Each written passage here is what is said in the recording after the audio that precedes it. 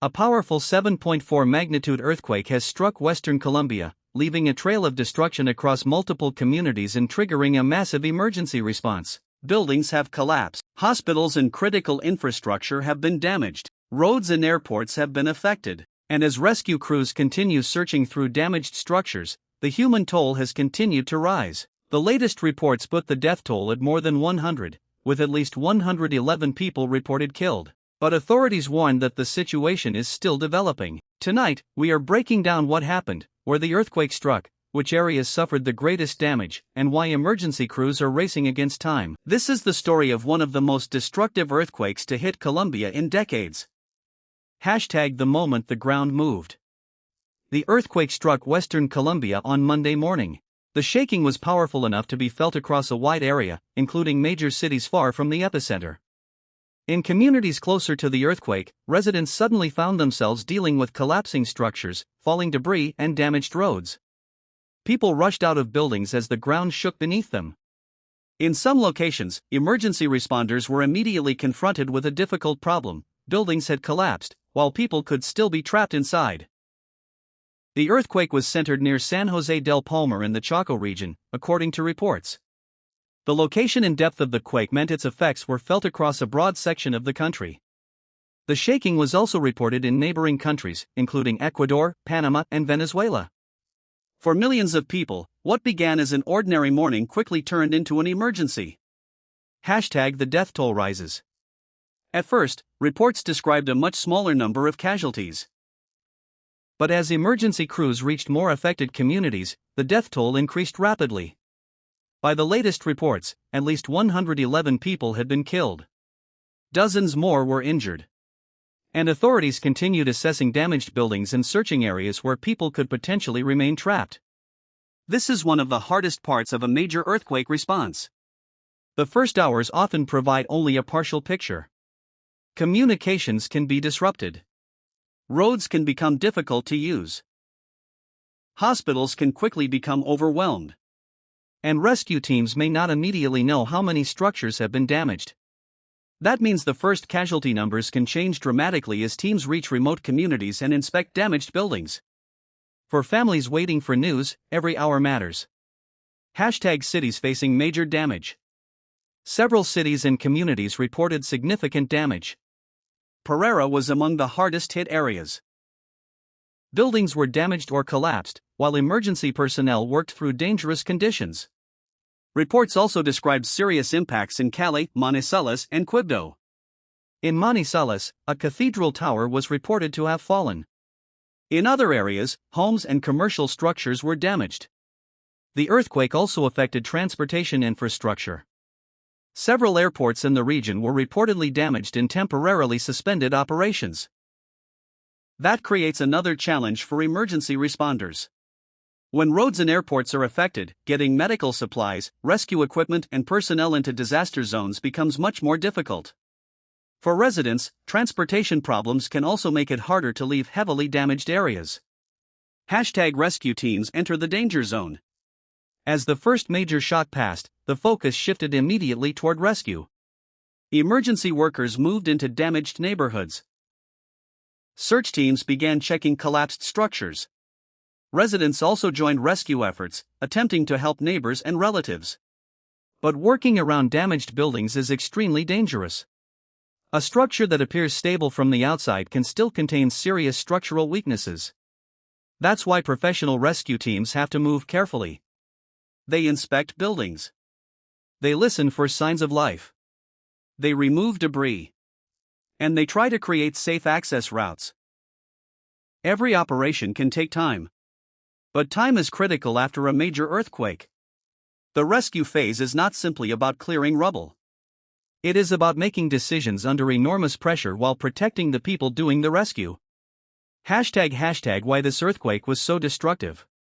A magnitude 7.4 earthquake releases enormous energy.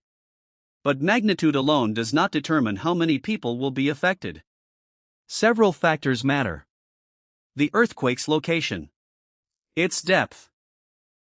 The distance from populated areas. The quality of buildings. The condition of roads and infrastructure. and the ability of emergency services to respond quickly. Western Colombia includes mountainous terrain and communities spread across different regions. That geography can complicate emergency operations. A damaged road can delay rescuers. A damaged bridge can isolate a community. And if communications are disrupted, authorities may not immediately know what is happening in remote areas. That's why the full impact of a major earthquake can take hours or even days to understand. #The shaking was felt far beyond the epicenter. One of the most striking aspects of this earthquake was the distance over which the shaking was felt. Reports indicated that tremors reached Bogotá, Colombia's capital, as well as areas outside the country. Residents in some distant locations evacuated buildings as a precaution. For people living hundreds of kilometers away, the experience was a reminder that earthquakes do not respect city boundaries. A major seismic event can affect an entire region. And even after the main earthquake ends, people remain alert for additional shaking. That is because aftershocks can occur following a major earthquake. Emergency officials therefore have to manage two problems at once: helping people affected by the initial earthquake, and preparing for the possibility of additional seismic activity. #Hospitals under pressure. Another major concern is the condition of medical facilities. Hospitals in affected areas have to deal with injured patients while potentially operating with damaged infrastructure. Medical workers may have to treat large numbers of people at the same time. Emergency departments can quickly become crowded. And when transportation systems are disrupted, moving patients between facilities becomes more complicated. This is why disaster response depends on coordination. Doctors and nurses, firefighters, police, search and rescue teams, engineers, local governments, and national emergency agencies. All of them have to work together. In a disaster this large, no single organization can handle the entire response alone. #Colombia declares a national emergency response. As the scale of the destruction became clearer, authorities moved to expand the national emergency response. The priority was straightforward: find survivors, treat the injured, protect people from additional danger, restore essential infrastructure, and determine the full scale of the damage. Officials also faced the difficult task of communicating reliable information to the public while conditions were changing rapidly. In any major disaster, misinformation can spread quickly. That's why casualty numbers and damage assessments can change as authorities verify information from different locations. The latest confirmed figures are therefore more important than early reports. And at this stage, the situation remains active. #A nation waits for news. Across Colombia, families are waiting for updates. Some are looking for relatives. Others are trying to determine whether their homes are safe. And thousands of people are facing uncertainty about what happens next. For those who lost loved ones, the numbers reported in news broadcasts represent something much more personal.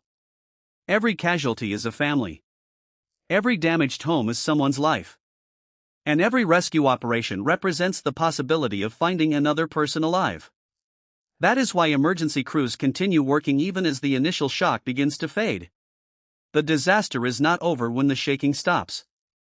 For survivors, the real recovery is only beginning. What happens next? In the coming hours and days, authorities will focus on several priorities. First, search and rescue operations will continue. Second, damaged buildings will need to be inspected. Third, roads, airports, power systems and other critical infrastructure will have to be assessed and repaired. Fourth, temporary shelter and essential supplies will be needed for people who cannot safely return home. And finally, authorities will need a much clearer picture of the total economic and human cost. That assessment will take time. Some damage may be visible immediately. Other problems may only become apparent after engineers inspect buildings and infrastructure. For residents, however, one question will remain at the center of everything. When will it be safe to go home? The bigger lesson. This earthquake is another reminder of the unpredictable power of nature. Modern buildings, emergency systems, and earthquake preparedness can reduce risk. But no community can completely eliminate the danger posed by a major earthquake. The difference between a disaster and a catastrophe often depends on preparation, building standards, emergency communication, and the speed of the response. For Colombia, the coming days will be about more than counting the damage. They will be about finding survivors, helping families, rebuilding communities, and understanding what can be learned from this tragedy. Closing. Tonight, Western Colombia is facing the aftermath of a devastating 7.4 magnitude earthquake. At least 111 people have been reported dead, dozens have been injured, and communities across the region are dealing with damaged buildings and disrupted infrastructure. But rescue operations continue. And as emergency teams search through damaged areas, the hope remains that more survivors can be found. We will continue to follow this developing story as authorities release verified information. For now, our thoughts are with the people of Colombia and everyone affected by this devastating earthquake. Stay safe, stay informed, and stay with us for the latest updates.